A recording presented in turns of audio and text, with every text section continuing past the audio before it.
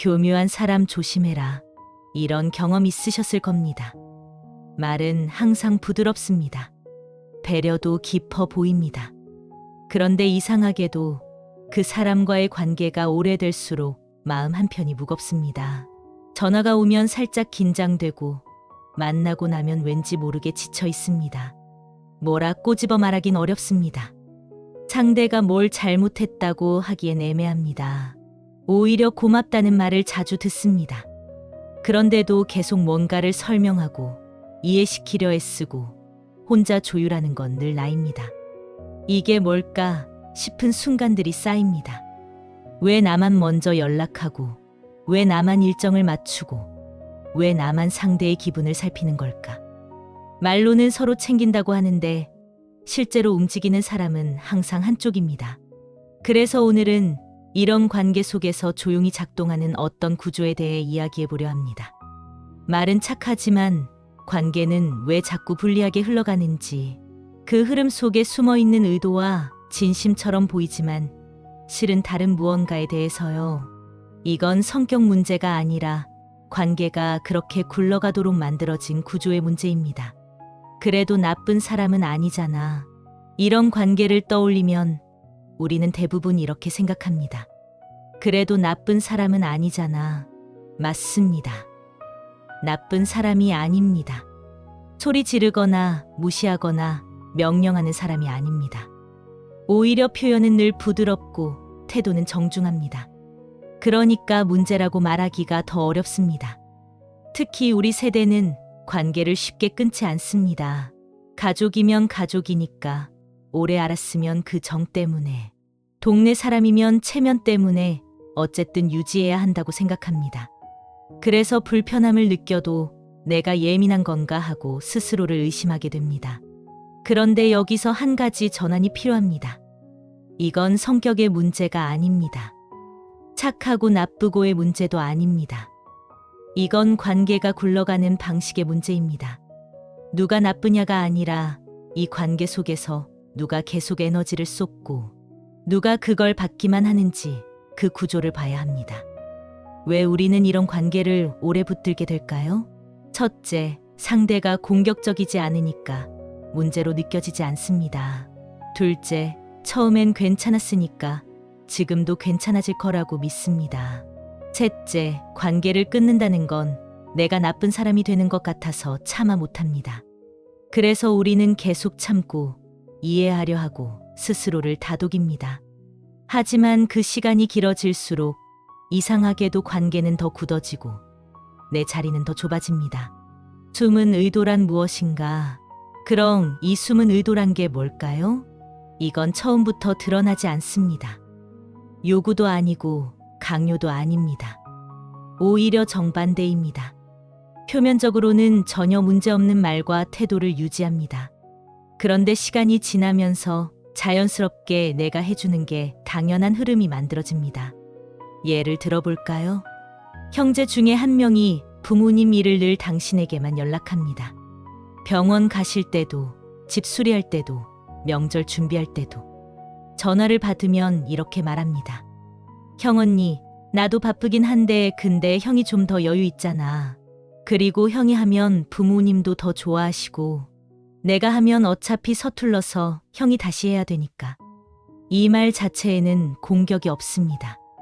오히려 인정하는 말처럼 들립니다. 그런데 이 말이 반복되면 구조가 고정됩니다. 당신이 부모님 일을 전담하는 게 자연스러운 흐름이 되는 겁니다.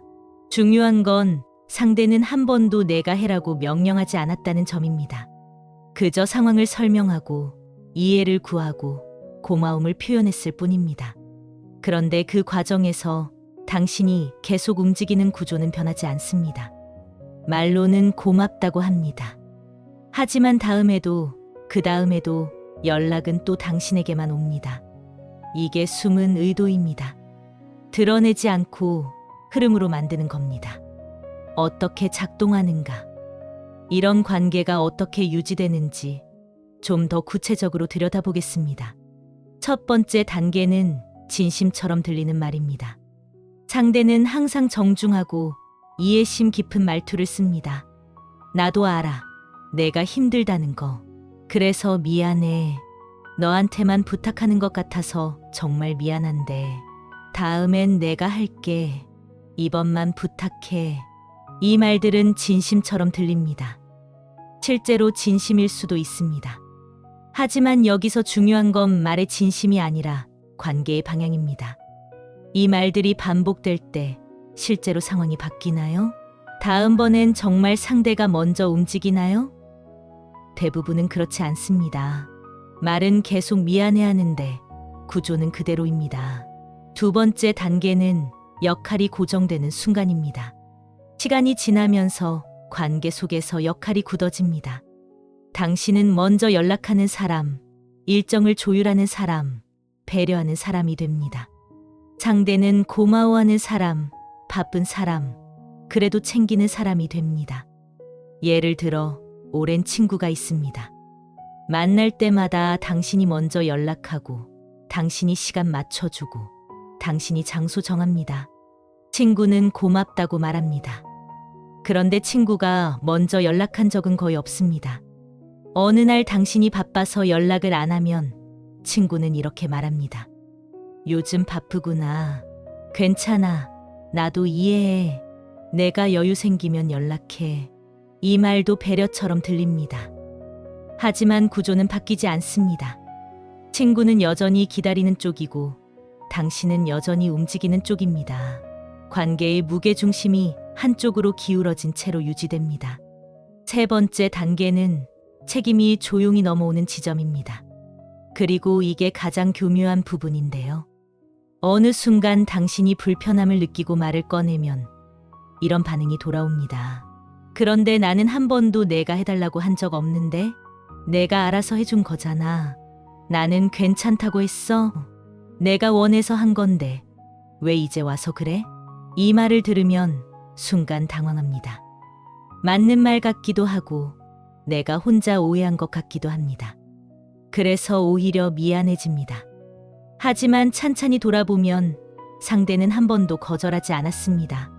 한 번도 내가 할게라고 나서지 않았습니다. 그저 당신이 하는 걸 받아들였을 뿐입니다. 그리고 그 흐름이 계속되도록 아무것도 바꾸지 않았습니다. 이게 숨은 의도의 완성입니다. 요구하지 않으면서 받고 책임지지 않으면서 누리는 구조. 그리고 문제를 제기하면 오히려 제기한 사람이 예민하거나 과민한 사람이 되는 구조입니다. 내가 이상한 게 아니었다.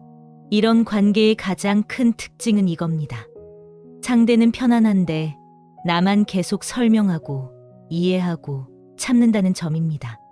상대는 관계에서 큰 불편함을 느끼지 않습니다. 왜냐하면 당신이 알아서 조율해주고 알아서 맞춰주니까요. 상대 입장에서는 아무 문제가 없습니다. 오히려 관계가 잘 유지된다고 생각할 수도 있습니다. 하지만 당신은 다릅니다. 만날 때마다 뭔가를 준비하고 신경 쓰고 에너지를 씁니다. 그리고 그게 당연하게 받아들여집니다. 어느 순간 이런 생각이 듭니다. 내가 예민한 건가? 내가 너무 따지는 건가? 관계를 이렇게까지 따져야 하나?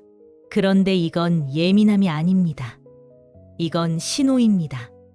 관계가 불균형하다는 신호, 당신이 일방적으로 에너지를 쏟고 있다는 신호, 이 관계가 더 이상 건강하지 않다는 신호입니다. 당신이 느낀 억울함, 그건 허공에 뜬 감정이 아닙니다. 관계 속에서 실제로 일어나고 있는 불균형의 결과입니다. 당신이 이상한 게 아니었습니다. 관계의 구조가 기울어져 있었던 겁니다. 관계의 방향을 보라. 오래전 한 선비가 이런 말을 남겼습니다. 사람의 말만 듣지 말고 그 사람과의 관계가 어느 쪽으로 흘러가는지 보라고. 말은 누구나 아름답게 할 수 있지만 관계의 방향은 숨길 수 없다고. 이 말이 지금 우리가 이야기한 것과 맞닿아 있습니다. 말은 친절할 수 있습니다. 태도는 정중할 수 있습니다. 하지만 관계가 흘러가는 방향을 보면 진짜가 보입니다. 누가 계속 먼저 움직이는지, 누가 계속 조율하는지, 누가 계속 에너지를 쏟는지, 그리고 이게 반복되면 그건 우연이 아닙니다. 그건 구조입니다. 가짜 진심의 위험. 가짜 진심이 위험한 이유는 상처를 주지 않기 때문입니다. 상대는 소리 지르지 않습니다. 무시하지 않습니다. 오히려 고맙다고 말하고 미안하다고 말합니다. 그래서 문제를 제기하기가 더 어렵습니다. 하지만 이 관계 속에서 당신의 자리는 조금씩 밀려납니다. 처음엔 괜찮았던 일들이 점점 당연해집니다. 그리고 어느새 당신은 관계 속에서 필요할 때만 찾는 사람이 됩니다. 이게 가짜 진심의 구조입니다. 당신을 밀어내는 게 아니라 당신을 특정 자리에 고정시킵니다. 언제나 주는 쪽, 언제나 배려하는 쪽, 언제나 이해하는 쪽으로. 그리고 당신이 그 자리에서 벗어나려 하면 너답지 않다거나 왜 갑자기 그러냐는 말이 돌아옵니다. 관계에서 반복적으로 드는 불편함은 예민함이 아닙니다. 그건 신호입니다. 이 관계가 나에게 어떤 의미인지, 이 관계 속에서 나는 어떤 자리에 있는지 다시 봐야 한다는 신호입니다. 오늘 이야기한 건 사람을 판단하자는 게 아닙니다.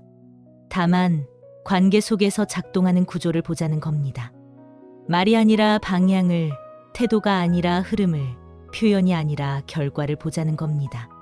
당신이 느낀 불편함, 그건 당신의 문제가 아닙니다. 관계가 보내는 신호였습니다. 그리고 그 신호를 읽는 건 당신의 권리입니다. 관계를 줄여도 괜찮습니다. 거리를 두어도 괜찮습니다. 당신이 편안한 관계만 유지해도 괜찮습니다. 지금 이 순간 떠오르는 관계가 있다면 그건 비난이 아니라 다시 정리해야 할 구조일 수 있습니다. 그 정리는 당신이 할 수 있는 가장 정직한 선택입니다.